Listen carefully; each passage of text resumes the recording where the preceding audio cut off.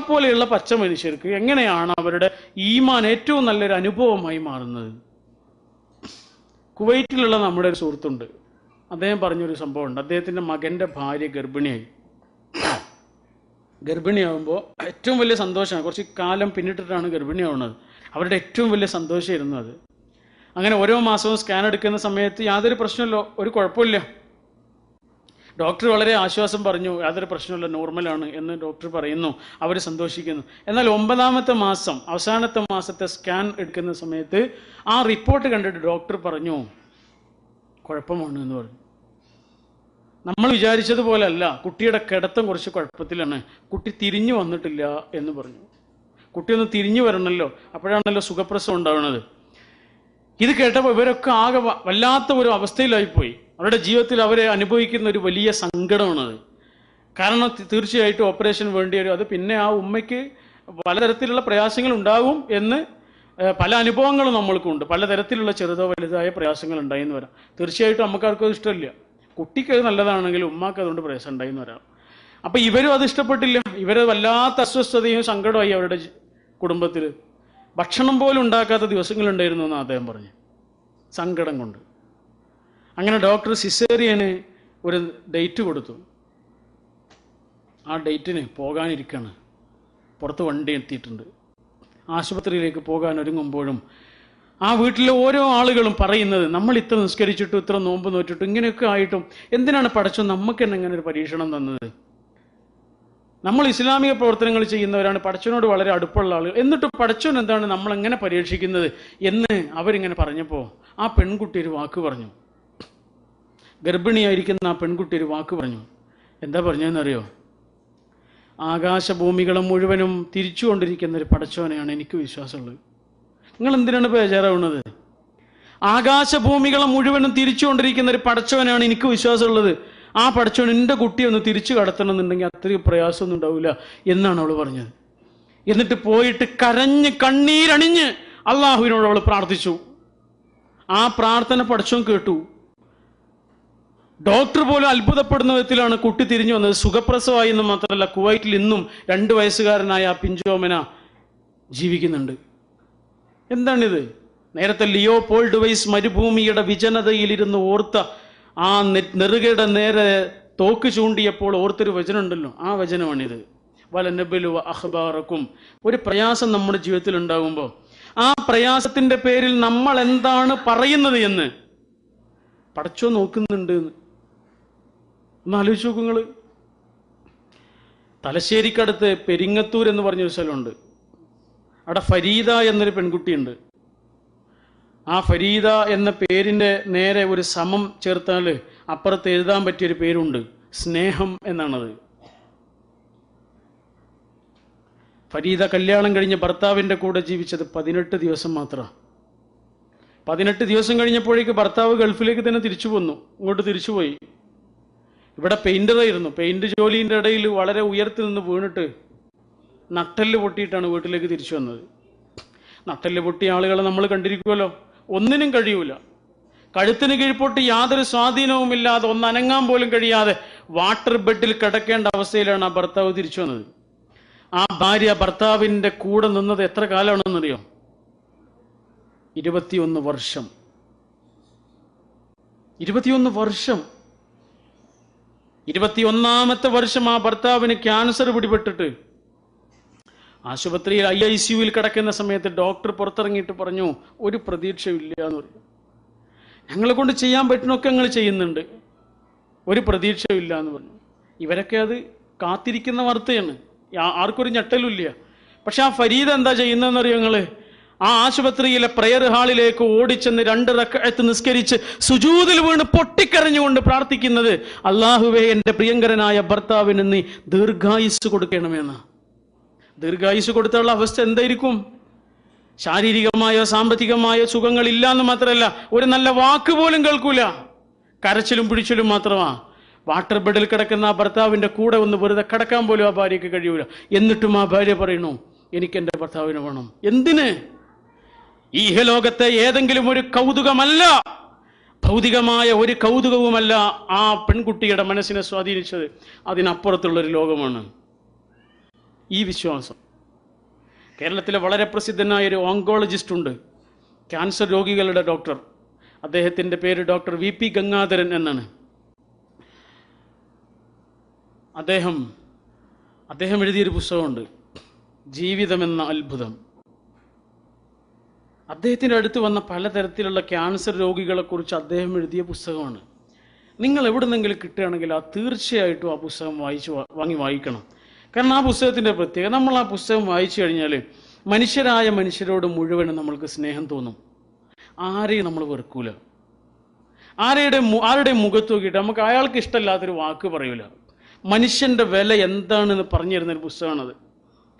അതിൽ അദ്ദേഹം ഒരുപാട് സംഭവങ്ങൾ പറഞ്ഞു. അതിലൊരു സംഭവം, അദ്ദേഹത്തിൻ്റെ അടുത്തൊരു പെൺകുട്ടി വന്നു, ക്യാൻസർ രോഗിയാണ്, വളരെ മാരകമായ ക്യാൻസർ. അതിൻ്റെ സ്കാൻ റിപ്പോർട്ടുകളെല്ലാം നോക്കിയതിന് ശേഷം ഡോക്ടർ കുടുംബത്തോട് പറഞ്ഞു, വളരെ പ്രയാസമുണ്ട്, വളരെ ഗുരുതരമായിട്ട് തന്നെ രോഗം പടർന്നു പിടിച്ചിട്ടുണ്ട്, പക്ഷെ എന്നെ കൊണ്ട് ചെയ്യാൻ പറ്റണമൊക്കെ ഞാൻ ചെയ്യും, നിങ്ങളുടെ സപ്പോർട്ട് ഉണ്ടെങ്കിൽ എന്നെ കൊണ്ട് ആകുന്ന വിധത്തിലൊക്കെ ഞാൻ ചെയ്യാം. എനിക്കൊരു വലിയ പ്രതീക്ഷ ഒന്നും തരാൻ പറ്റൂല, ഇങ്ങനെയൊക്കെ ഞാൻ ചികിത്സിച്ച് നോക്കാം, പക്ഷെ വലിയ സാമ്പത്തിക ചെലവുണ്ട്, ലക്ഷക്കണക്കിന് രൂപയുടെ ചെലവാണ് ഡോക്ടർ പറയണത്. ഇവരുടെ കയ്യിൽ പൈസ ഇല്ല, ഇവർ പിന്നെ വരാമെന്ന് പറഞ്ഞിട്ട് തിരിച്ചുപോയി. പിന്നെ വരാനുള്ള പോക്കല്ല, പൈസ ഇല്ലാത്തതുകൊണ്ട് അവർ നിർത്തി പോവാണ്. 1-2 ആഴ്ച കഴിഞ്ഞപ്പോൾ ഈ ഡോക്ടറുടെ അടുത്തേക്ക് ഒരു ചെറുപ്പക്കാരൻ വന്നു. ആ ചെറുപ്പക്കാരൻ പറഞ്ഞു, ഡോക്ടർ ഞാൻ വരുന്നത് ഗൾഫിൽ നിന്നാണ്, നേരിട്ട് ഡോക്ടറുടെ അടുത്തേക്കാണ് വരുന്നത്. കഴിഞ്ഞ ആഴ്ച നിങ്ങളുടെ അടുത്ത് വന്ന ആ പെൺകുട്ടിയുടെ ഭർത്താവാണ് ഞാൻ. ഞങ്ങൾ കല്യാണം കഴിഞ്ഞ് ഏതാനും ദിവസങ്ങൾ മാത്രമേ ഒരുമിച്ച് ജീവിച്ചിട്ടുള്ളൂ. അപ്പോഴേക്ക് ഞാൻ ഗൾഫിലേക്ക് പോയി. ഗൾഫിലേക്ക് പോയ ഉടനെ ഈ വാർത്തയാണ് ഞാൻ കേൾക്കുന്നത്. മാരകമായ അസുഖമാണ്. ഞാൻ എന്താ ചെയ്യേണ്ടത്? ഞാൻ ഒരുപാട് ആലോചിച്ച് എന്ത് ചെയ്യണം, ഒഴിവാക്കണം എന്നാണ് ഇപ്പോൾ എല്ലാവരും എന്നോട് പറയണത്. ഞാൻ ഏറ്റവും കൂടുതൽ കേൾക്കുന്നത് ഇതാണ്, ഒഴിവാക്കണം എന്ന്. ഒഴിവാക്കിയാൽ എൻ്റെ കുടുംബമോ അവളുടെ കുടുംബമോ എന്നെ അതിൻ്റെ പേരിൽ കുറ്റപ്പെടുത്തില്ല എന്ന് എനിക്ക് ഉറപ്പാണ്.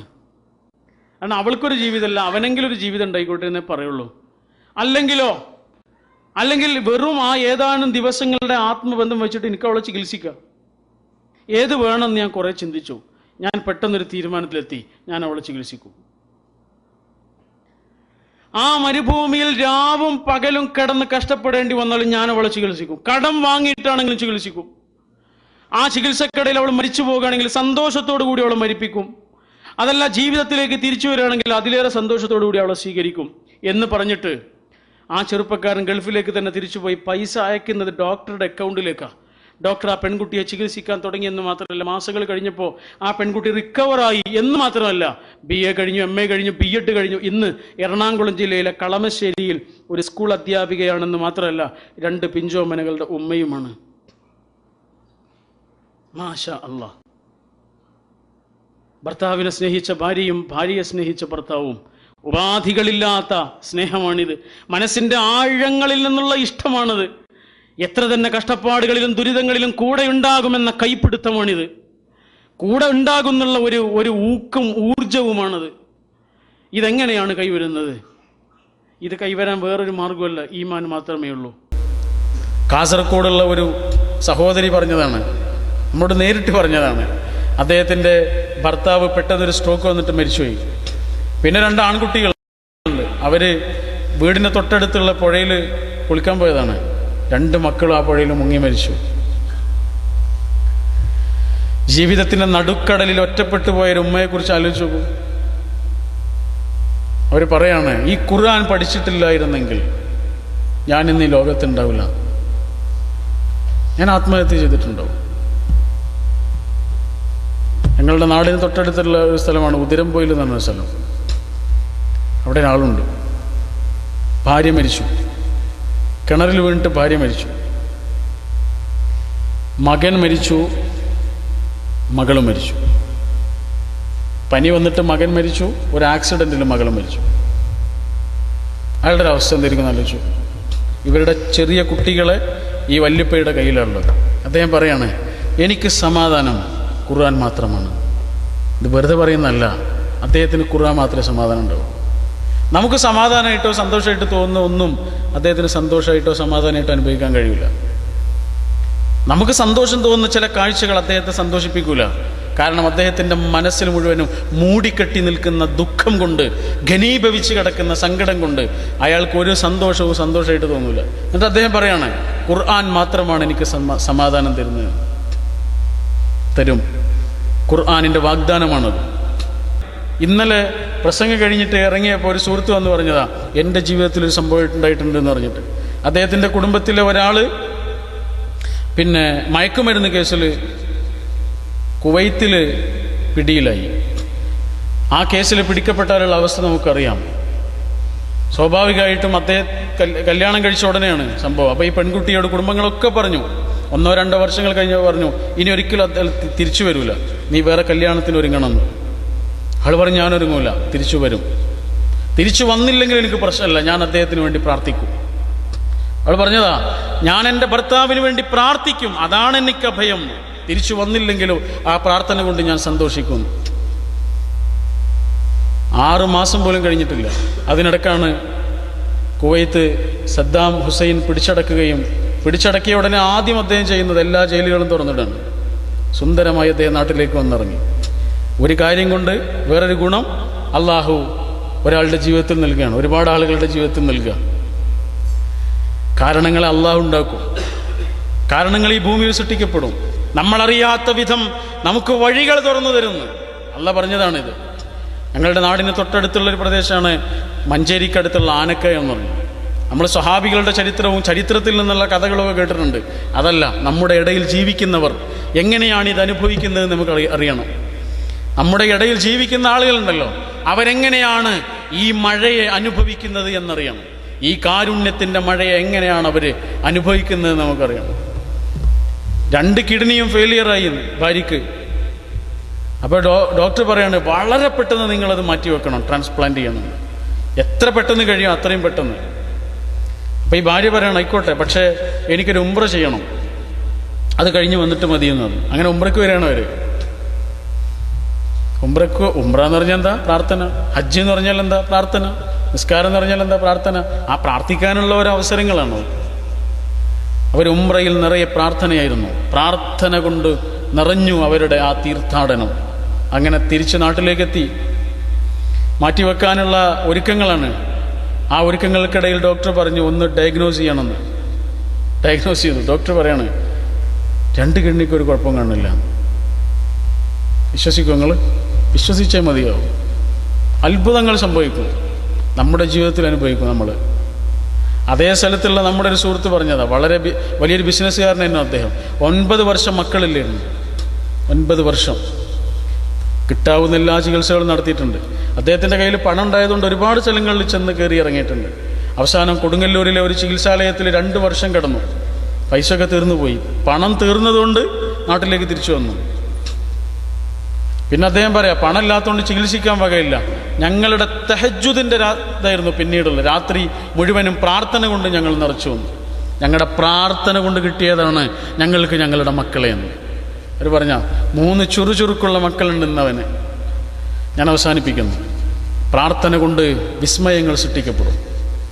ദൈവവിശ്വാസത്തിൻ്റെ കരുത്തിൽ അസാധാരണമായ അനുഭവങ്ങൾ നമ്മളറിയും. അള്ളാഹുവിൻ്റെ പരമമായ കാരുണ്യം നമ്മുടെ കണ്ണിൻ്റെ മുന്നിൽ നമ്മളിങ്ങനെ കാണും. ഇത് പറയാനും പ്രസംഗിക്കാനും എഴുതാനുമുള്ള കാര്യമല്ല, നമ്മുടെ കണ്ണിൻ്റെ മുന്നിൽ നമ്മൾ അനുഭവിക്കും. അള്ളാഹു റഹ്മാനാണ്, എൻ്റെ റബ്ബ് എന്നെ കൈവിടൂല എന്ന്. അങ്ങനെ ഒരു അനുഭവത്തിലേക്ക് എത്താൻ നമ്മുടെ ഖുർആൻ പഠനം കൊണ്ട് നമുക്ക് സാധിച്ചിട്ടുണ്ടെങ്കിൽ ഭാഗ്യവാന്മാരാണ് നമ്മൾ. ആകാശത്തിന് ചുവട്ടിൽ ഏറ്റവും നല്ല ഭാഗ്യവാന്മാർ. അള്ളാഹു ആ ഭാഗ്യവാന്മാരെ നമ്മളെ ഉൾപ്പെടുത്തുമാറാകട്ടെ എന്ന് പ്രാർത്ഥിക്കുന്നു. നമ്മുടെ ജീവിതത്തിൽ വന്നുപോയ പാളിച്ചകളിൽ നിന്ന്, പോരായ്മകളിൽ നിന്ന് ദയാലുവായ ദൈവം നമുക്ക് പാപപരിഹാരം നൽകി രക്ഷിക്കുമാറാകട്ടെ. വരാനിരിക്കുന്ന ലോകം ഒരു സത്യമാണ്. സ്വർഗം സത്യമാണ്. നരകമൊരു യാഥാർത്ഥ്യമാണ്. മരണം എത്രമേൽ വലിയ സത്യമാണോ അതിലേറെ വലിയ സത്യമാണ് അതിനപ്പുറത്തുള്ള ഒരു ലോകം. ഒരു നിയമം വരുമ്പോഴേക്ക് നമുക്ക് വല്ലാത്തൊരു പേടി. ഉറപ്പൊന്നുമില്ല നമ്മുടെ ലൈഫിലേക്ക് അത് വരുമെന്നുള്ളത്. പക്ഷേ ഉറപ്പുള്ള ഒരു കാര്യമുണ്ട് നമ്മുടെ ലൈഫിൽ വരുന്നത്, അത് മരണമാണ്. എത്ര ഒരുങ്ങിയിട്ടുണ്ട് നമ്മൾ.